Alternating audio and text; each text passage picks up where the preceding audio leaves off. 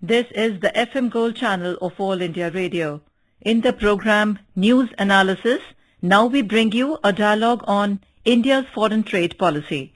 The participants are Dr. Rakesh Mohan Joshi, Indian Institute of Foreign Trade, and Sanjay Jha, Indian Bureau Chief, ITN News, London. Central government has unveiled its first foreign trade policy FTP today to enhance the country's exports and use trade expansion as an effective instrument of economic growth and unemployment generation. The policy focuses on to promoting services, export and giving fillip to the manufacturing sector as part of the government's Make in India campaign. Apart from the services, high technology goods and project exports are expected to get a major rush in the new policy. Dr. Joshi, this policy was much awaited. It couldn't come last year after the government came to the power. How do you read what is the salient features of this new policy? Because Commerce Minister Mrs. Nirmala Sitharaman said that it would be a different foreign trade policy. How different it is? I think it's a revolutionary foreign trade policy, and which has brought a long-term, critical, new dimensions to the India foreign trade policy. As you are aware that earlier, we used to call it as India's export-import policy. From that export-import, we went into the foreign trade policy, and now this time, 2-3 problems of the earlier policies were, number one, earlier we had a lot of multiplicity of the schemes.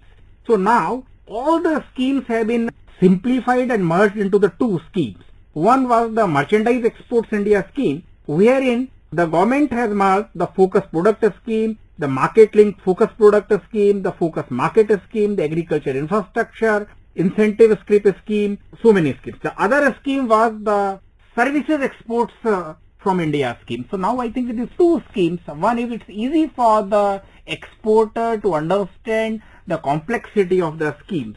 So this is one. And second thing is the scheme focuses both on the services and the manufactured exports, and the manufactured exports is a critical part in 2 things: to connect with the Make in India scheme of the Prime Minister, and it has a critical component in reducing the trade deficit. Because most of the equipment that you and me use, say you talk of a computer, hardware, mobile, in manufacturing sector, the India's share in the world is only 1.9%. So this 1.9% share in the manufacturing sector with the population of this country of 1/5 of the world population is very, very meager. So I think to focus on merchandise export scheme and the other a lot of incentives which have been given to the manufactured goods. The second thing is the scheme puts higher emphasis on value-added exports, wherein margins to the exporters are higher. India traditionally has been a commodity exporter, so from commodity we are moving to value-added export. The new foreign trade policy also emphasizes on the building the brands. In brands are those where the margins are there, and therefore I think I am very sure that the scheme is going to make a long-term impact on the export growth in this country and even on the sustainability of the export. Very important thing is the scheme has come at a time when the government has got 4 years to go. When 4 years to go and the scheme has come now, so the scheme would have a stability for an exporter. For a longer term period. Dr. Joshi, obviously the exports are an engine of the growth and it gives due importance in our policies. So many of the experts have said that we not only need to retain our existing market, but we also have to explore the new markets in line with the Prime Minister's vision of Make in India. This year, the government has brought top exporting sectors under the purview of the Focus Market scheme and provide interest subvention to these sectors. Do you think these new innovative schemes will give much succor to the exporters, what they have been looking for in view of the recession around the world market? Market diversification is an important export strategy or a trade strategy a country should adopt. You have seen that there has been a slump in the European market. You have seen there has been a slump in the US market. Now US is again recovering and recovered. The problem is when there is a slump in market A, the countries or the exporters survive who have a diversified export basket. And the focus scheme, even earlier also we had a version of that wherein the Africa became the focus market. The growth in Africa is probably the highest. If you look into there is a lot of potential. The CIS was another focus market. Then our another focus market is Latin America. Then the Lucas policy of the government is wherein the eastern countries or the Asia Pacific is another focus market. China is really a competitor, no doubt about it. China's share in the world export is 12.5%. India's share in the world export is 1.9%. But with that also China offers a great opportunity to market also. India also need to see China as a market also. So I think the market diversification emphasis is I think is a very welcome step.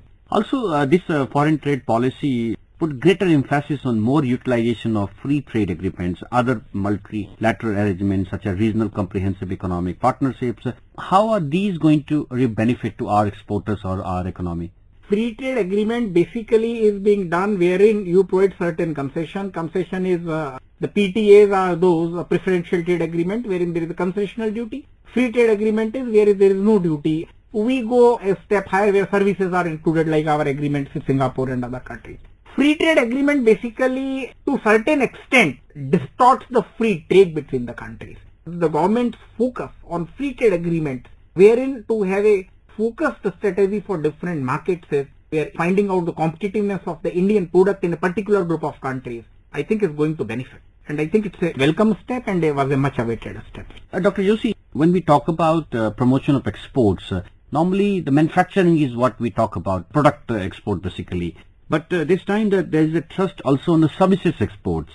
Services means the sectors like tourism, hospitality, education, and that can be promoted in the form of project exports from India. What future do you see of this new emerging sector and how will this benefit our business model? Services now have got more than 60% of the share in the country's GDP. And services is something which I think no country can neglect. So therefore the government integrating the services sector into the mainstream of the export or giving among the two schemes, the one scheme is basically from the services export scheme of India is a very welcome step. And India has got a variety of services. We have moved from the BPO to KPO, wherein providing the offshore services, export. If you look into the WO terminology, has got 4 modes, the mode 1, mode 2, mode 3 and mode 4, wherein our interest among the traditional services export, which I think falls into the export import policy, also is among the natural movement of the people. But the services export is one is extremely important because it gives employment opportunity to the people of this country. B is we are performing better in the services export compared to the manufactured export. So therefore I think this is a very welcome step. The export of manufactured products is linked to this Make in India or will this benefit from this new innovative scheme of the Prime Minister?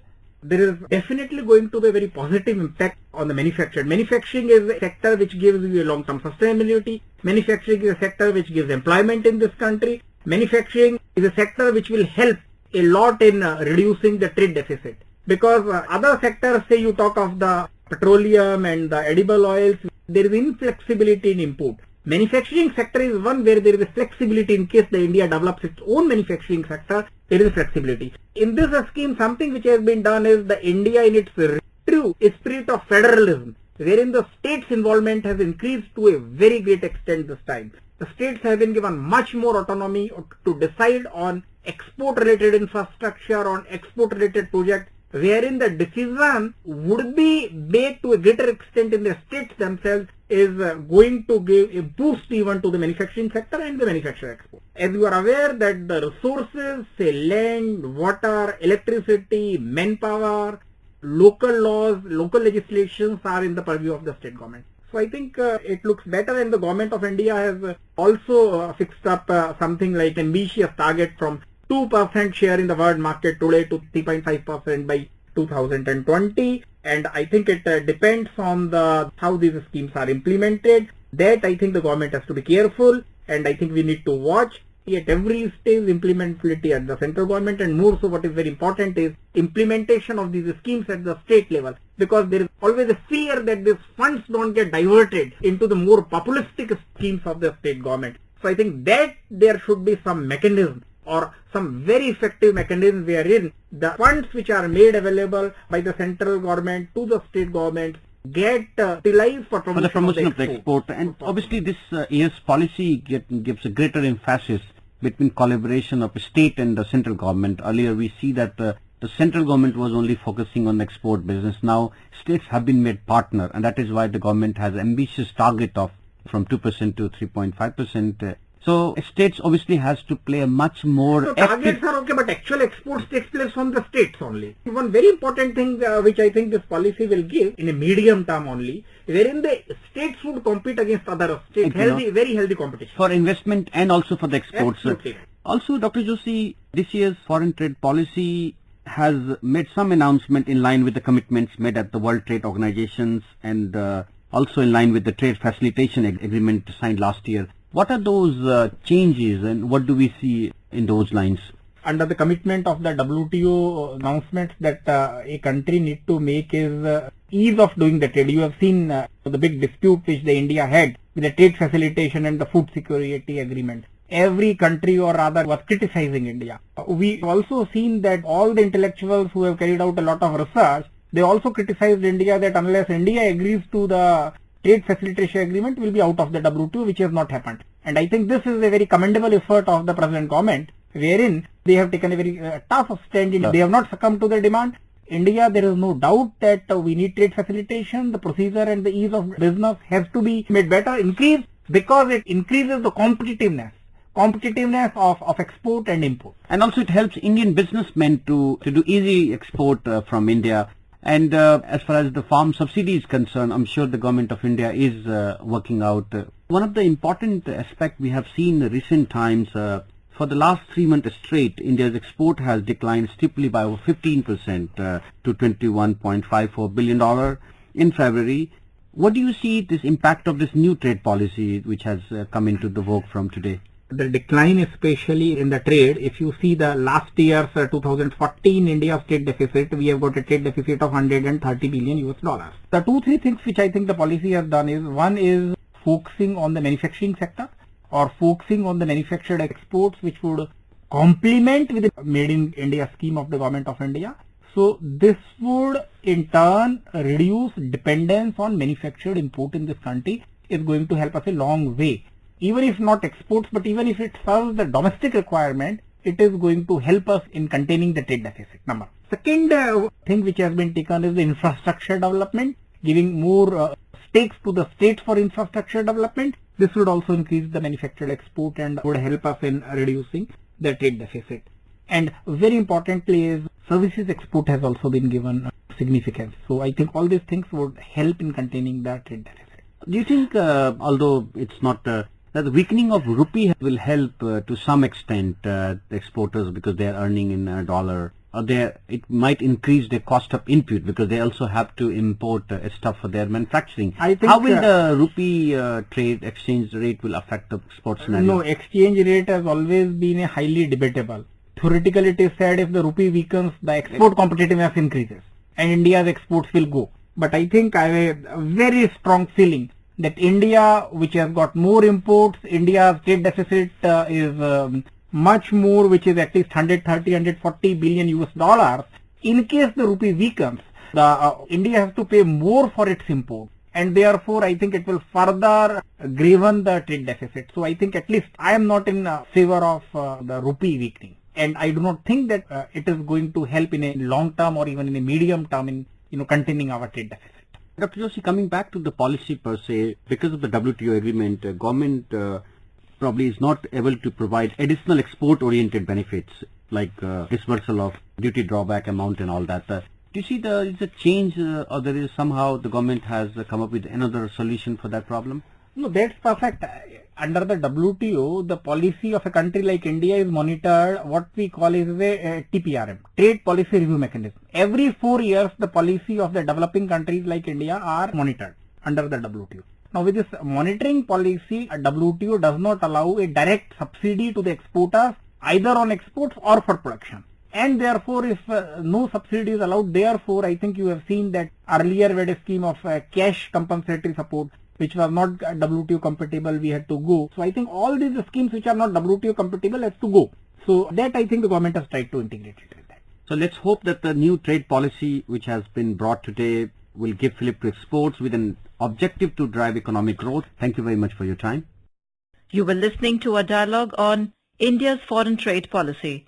The participants were Dr. Rakesh Mohan Joshi, Indian Institute of Foreign Trade, and Sanjay Jha, Indian Bureau Chief, ITN News, London.